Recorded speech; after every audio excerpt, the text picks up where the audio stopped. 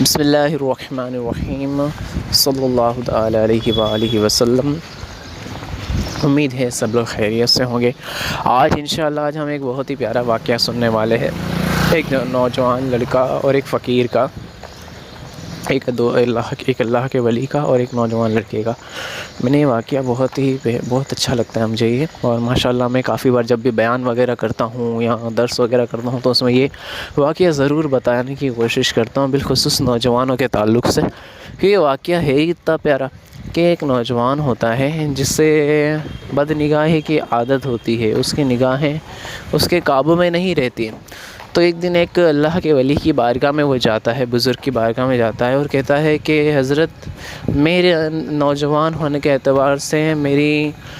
آنکھوں کی حفاظت میں نہیں کر پا رہا ہوں، بد نگاہی کے معاملات میرے ساتھ بہت زیادہ ہو جاتے ہیں، تو آپ ایسا کوئی نسخہ بتائیے یا ایسا کوئی عمل بتائیے جس کی وجہ سے میری یہ بد نگاہی کی عادت چھوٹ جائے اور میں نیک بن جاؤں۔ تو وہ بزرگ کہتے ہیں ٹھیک ہے، کل آپ آئیے گا صبح میں۔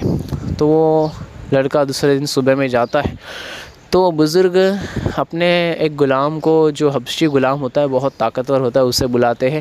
اور اس لڑکے کو کہتے ہیں کہ یہ لو ایک پانی کا یا دودھ کا گھڑا اسے دیتے ہیں، کہتے کہ اس ایک بازار کے پاس لے جاتے ہیں اور کہتے کہ اس بازار کے دوسرے کونے پہ میرے ایک دوسرے بھائی رہتے ہیں، آپ انہیں جا کے یہ پورا پانی کا جو فل بھرا ہوا گھڑا ہے یا دودھ کا جو پورا بھرا ہوا گھڑا ہے انہیں دے دیجئے، اور یاد رکھیں کہ اس میں سے ایک بوند بھی نیچے گرنا نہیں چاہیے، اگر ذرا بھی نیچے گرا تو یہ میں جو آپ کے ساتھ غلام بھیج رہا ہوں میرا، یہ آپ کو بازار کے اندر مارے گا اور آپ کو ذلیل کرے گا۔ تو کہا ٹھیک ہے۔ اب جب بازار سے اس کا جانا ہوا تو بڑے ہی دھیان سے سنبھل کر چل کے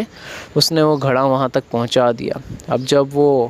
وہاں سے واپس اس بزرگ کی بارگاہ میں آیا تو اس بزرگ نے پوچھا کہ کیا ہوا، گھڑا دیکھ کے آئے؟ تو اس نے کہا کہ ہاں میں دیکھ کے آیا۔ تو اس بزرگ نے کہا کہ آج بد نگاہی ہوئی، یعنی کہ آج نگاہوں سے کچھ غلط چیزوں کو تم نے، ان کی غیر محرموں کو دیکھا؟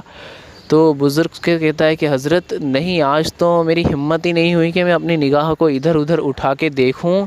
کیونکہ مجھے ڈر لگ رہا تھا کہ اگر میں نے ذرا سی بھی نگاہ ادھر ادھر اٹھا کے دیکھی، ذرا بھی میری نگاہ ادھر ادھر بھٹکی تو یہ پانی کے گھڑے میں سے کچھ پانی نیچے گر جائے گا،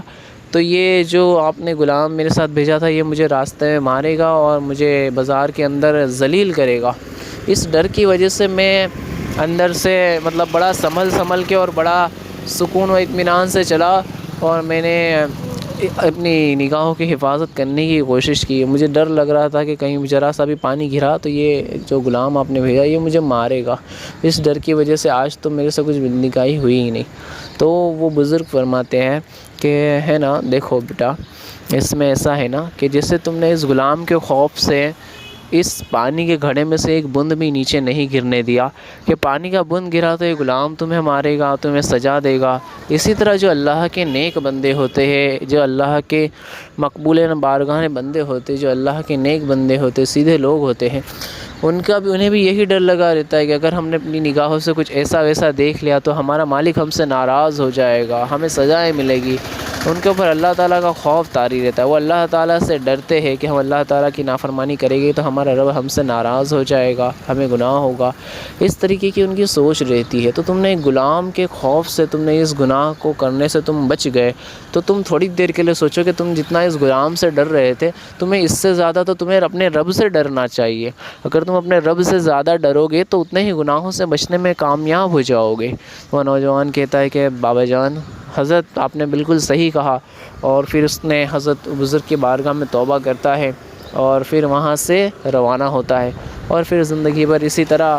اپنے آپ کو سمجھانے کی کوشش کرتا رہتا ہے اور بد نگاہی کے اس گناہ سے بچ جاتا ہے کہ میں جب بھی کہیں دیکھوں گا تو مجھے بھی دیکھنے والا کوئی ہے، یعنی کہ اگر میں کسے دیکھ رہا ہوں تو کوئی مجھے بھی دیکھ رہا ہے، اگر میری آنکھوں سے کچھ میں نے ایسا ویسا دیکھا تو مجھے سزا دینے والا بھی ہے۔ تو اس طریقے سے وہ ڈر کی وجہ سے اللہ تعالیٰ سے محبت بھی کرنے لگا، اللہ تعالیٰ سے ڈرنے بھی لگا، اور گناہوں سے بچتے ہوئے نیکیوں بھری زندگی گزارنے لگا۔ تو آج کے ہمارا یہ جو درس ہے، آج ہمیں یہی سیکھنے کو ملا۔ آج کے ہمارے اس درس سے ہمیں یہی سیکھ ملتی ہے کہ ہمیں اپنی نگاہوں کی بھی حفاظت کرنی چاہیے، بالخصوص نوجوانوں کو کہ اپنی نگاہوں کی خاص کر کے حفاظت کرے، اللہ تعالیٰ کی ذات سے ڈرے، کیونکہ دیکھیں آنکھوں کے جو دل میں جو معاملات سارے ہوتے ہیں وہ شروعات آنکھوں سے ہوتی ہے۔ اگر اپنی آنکھوں کو ہی آپ نے قابو میں رکھا تو انشاءاللہ دوسرے سارے جو معاملات ہیں اس سے آپ بچ جائیں گے، حرام و ناجائز جو دوسرے کام ہوتے ہیں اللہ کی ذات سے امید ہے کہ آپ بچ جائیں گے۔ اگر اپنی نگاہوں کی حفاظت نہیں کی تو ان سارے معاملات میں آپ پھنس سکتے ہیں۔ تو اللہ پاک کی بارگاہ میں دعا ہے کہ اللہ پاک ہمیں اور ہمارے تمام سبسکرائبرز کو اور تمام مومن و مومنات کو، تمام نوجوانوں کو، تمام نوجوان لڑکے لڑکیاں اور سب کو، تمام مسلمانوں کو، سب کو اپنی نگاہوں کی حفاظت کرنے کی توفیق عطا فرمائے، ہمیں تقویٰ پرہیزگاری والی زندگی گزارنے کی توفیق عطا فرمائے، اور اللہ پاک ہم سے راضی ہو جائے اور ہمیں گناہوں سے بچتے ہوئے نیکی بھری زندگی نصیب فرمائے۔ دعا خیر میں یاد رکھیے۔ جزاک اللہ خیرہ۔ ویڈیو کو ضرور شیئر کرنے کی کوشش کریں، پسند آئے تو لائک کریں، کمنٹ کریں۔ اللہ حافظ۔